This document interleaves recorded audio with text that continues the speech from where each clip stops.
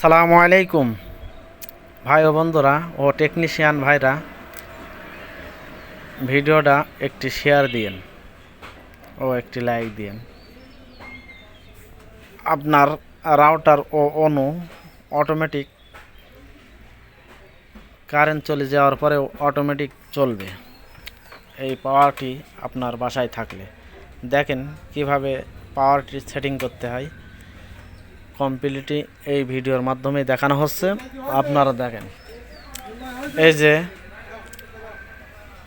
আপনি সর্বপ্রথম এই যে কালো তারটি দেখছেন, এটা মাইনাস থেকে মাইনাসে, এই যে লালটিও প্লাস থেকে প্লাসে। এই যে আরেকটি তার কালো, আমি এইটা কালো দিয়ে তুলেছি, কিন্তু আপনারা চাইলে লালও দিতে পারেন। এটাও প্লাস থেকে প্লাসে।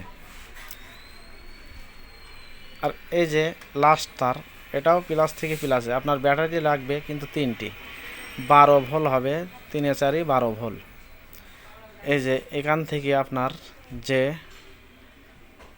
পাওয়ার বোর্ডটি আপনার ব্যাটারিগুলো চার্জ কমপ্লিট হবে, সেই পাওয়ার বোর্ডটি এখান থেকে এই যে দেখতেই পাচ্ছেন এক সাইডে একটি সকেট, ওইটা দিয়ে আপনি চার্জ দিবেন। আর বাদ বাকি সকেট দিয়ে আপনি আপনার ভোল্টেজগুলো আউট হবে।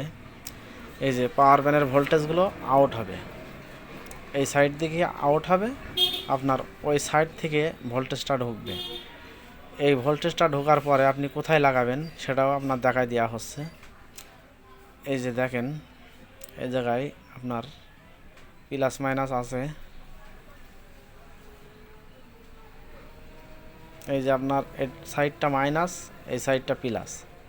আপনারা এই দুইটি তার ওই জায়গায় লাগাই দিবেন, দিলে দেখবেন যে আপনার চার্জ হচ্ছে। বুঝতে পারলে আলহামদুলিল্লাহ, না হলে আবারও দেখেন। এই যে জায়গায় আপনারা